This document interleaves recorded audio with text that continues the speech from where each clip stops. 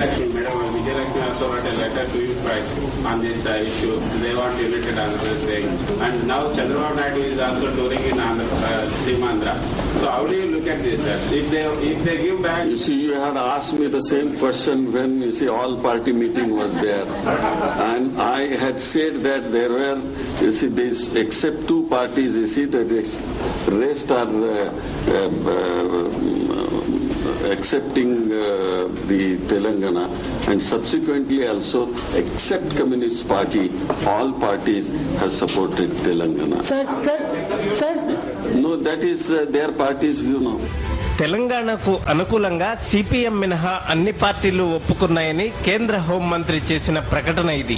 ఈ ప్రకటనను తప్పుబడుతూ వైఎస్ఆర్ కాంగ్రెస్ గౌరవ అధ్యక్షురాలు వైఎస్ విజయమ్మ హోంమంత్రి షిండేకి లేఖ రాశారు. సిపిఎం మినహా మిగిలిన పార్టీలు తెలంగాణకి సానుకూలమని ఎలా చెప్తారంటూ ఈ లేఖలో విజయమ్మ ప్రశ్నించారు. వైఎస్ఆర్ కాంగ్రెస్, సిపిఎం, ఎంఐఎం విభజనను వ్యతిరేకిస్తున్నాయనే విషయాన్ని పలుమార్లు కేంద్రం దృష్టికి తెచ్చామని, ఈ విషయాన్ని విస్మరించి ఉన్నత పదవిలో ఉన్న మీరు వాస్తవాలను ఎందుకు మరుగున పరుస్తున్నారంటూ ఈ లేఖలో విజయమ్మ ప్రశ్నించారు. ఇంత పెద్ద హోదాలో ఉండి అబద్దాలు ఎలా చెబుతున్నారంటూ ప్రశ్నించిన విజయమ్మ విభజన ప్రక్రియను నిలిపివేసి రాష్ట్రాన్ని సమైక్యంగా ఉంచండి మరోమారు డిమాండ్ చేశారు. Congress, BJP, TRS, TDP, CPI మాత్రమే తెలంగాణకి అనుకూలమంటూ లేఖలో మరోమారు స్పష్టం చేశారు. డిసెంబర్ 28, 2012 నాటి అఖిలపక్షం నుంచే మేము స్పష్టమైన వైఖరితో ఉన్నాం. జూలై 25నే మా పార్టీ ఎమ్మెల్యేలు పదవులకు రాజీనామా చేశారు. విభజనను వ్యతిరేకిస్తూ పదవులు త్యజించి జగన్, నేను నిరాహార దీక్షలు చేశాం.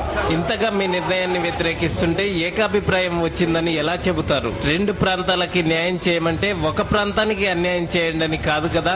విభజనపై తీవ్ర వ్యతిరేకత ఉన్నా లక్ష్య పెట్టకుండా రాజకీయ లబ్ధి కోసం మీ నిర్ణయాన్ని రుద్దుతున్నారంటూ ఈ లేఖలో విజయమ్మ ధ్వజమెత్తారు. రాష్ట్ర విభజన సమస్యలపై గతంలో అంటే 2012 డిసెంబర్ 28న అఖిలపక్షం సందర్భంగా హోంమంత్రి షిండేకి ఇచ్చిన లేఖను ఆ తర్వాత అంటే 2013 ఆగస్టు 14న అభ్యంతరాలు తెలుపుతూ ప్రధానికి రాసిన లేఖను 2013 సెప్టెంబర్ 6న హోంమంత్రి షిండేకి రాసిన లేఖని ఈ లేఖతో జత చేశారు. పార్టీల స్టాండ్ పై వాస్తవాలు తెలుసుకుని అబద్దాలు చెప్పవద్దని, రాష్ట్రాన్ని సమైక్యంగా ఉంచాలని, విభజన నిర్ణయాన్ని పక్కన పెట్టాలని కోరారు.